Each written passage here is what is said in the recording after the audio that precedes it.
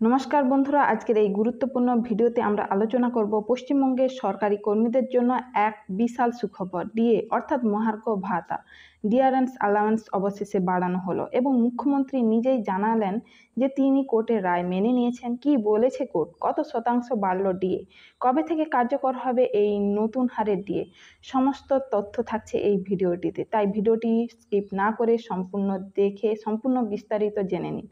গত কয়েক বছর ধরে পশ্চিমবঙ্গের সরকারি কর্মচারীরা ডিএ বৃদ্ধি নিয়ে ক্ষুব্ধ ছিলেন এবং কেন্দ্রীয় কর্মীদের সঙ্গে রাজ্যের কর্মীদের ডিএর তুলনার ফারাক ছিল প্রায় 35%। বহুদিন ধরে বিভিন্ন সংগঠন এবং কর্মচারীরা আন্দোলন করে আসছিলেন। শেষমেশ বিষয়টি গড়ায় কলকাতা হাইকোর্ট পর্যন্ত। এই বিষয়ে কোর্ট রায় দেয় 2025 সালের প্রথমার্ধে। কলকাতা হাইকোর্ট স্পষ্ট জানিয়ে দেয়, রাজ্য সরকারকে কেন্দ্রীয় কর্মীদের সমান হারে ডিএ দিতে হবে। কোর্টের ভাষায় ডিএ কোনো দয়া নয়, এটি একজন কর্মচারীর অধিকার, তার প্রাপ্য। মুখ্যমন্ত্রীর এই বিষয়ে প্রতিক্রিয়া কি? আজ মুখ্যমন্ত্রী মমতা বন্দ্যোপাধ্যায় নিজে সাংবাদিক সম্মেলনে জানিয়ে দিলেন, আমরা আদালতের রায়কে সম্মান জানিয়ে সিদ্ধান্ত নিয়েছি, আজ থেকেই ডিএ বাড়ানো হবে। এই বক্তব্যের মাধ্যমে তিনি একটি দীর্ঘ আন্দোলনের ইতি টানলেন। কত শতাংশ ডিএ বাড়ল? সূত্র অনুযায়ী আজ থেকে 5 তারিখ থেকে রাজ্য সরকারি কর্মচারীদের ডিএ 4% থেকে বাড়িয়ে করা হয়েছে 10%, অর্থাৎ 6% বৃদ্ধি।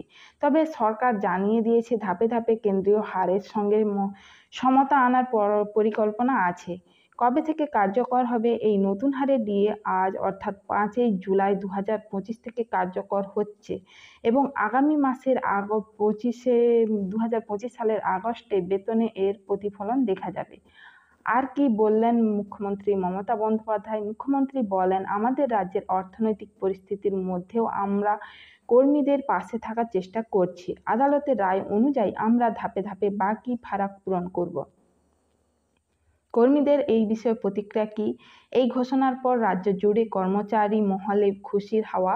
বহু কর্মচারী সংগঠন মুখ্যমন্ত্রীর সিদ্ধান্তকে স্বাগত জানিয়েছে। কেউ কেউ বলেছে, যদিও পুরো ফারাক পূরণ হয়নি, তবে এটি একটি বড় পদক্ষেপ। ভবিষ্যতে কি পরিকল্পনা? বিশেষজ্ঞদের মতে, রাজ্য সরকার যদি নিয়মিতভাবে ডিএ রিভিশন করে তাহলে কর্মচারীদের মধ্যে সন্তুষ্টি বাড়বে এবং আইনি লড়াইও কমে যাবে। এছাড়া অর্থনীতির স্থিতিশীলতা বজায় রাখার জন্য সরকারকে ব্যয় এবং রাজস্বের মধ্যে ভারসাম্য রাখতে হবে।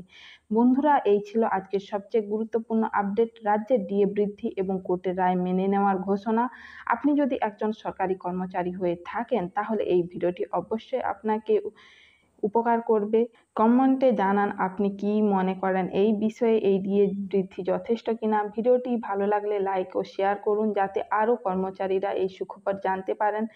চ্যানেল সাবস্ক্রাইব করতে ভুলবেন না, কারণ আমরা নিয়ে আসছি আরও আপডেট রাজ্য সরকারি চাকরি, পেনশন ডিএ এবং শিক্ষা সংক্রান্ত বিষয়ে।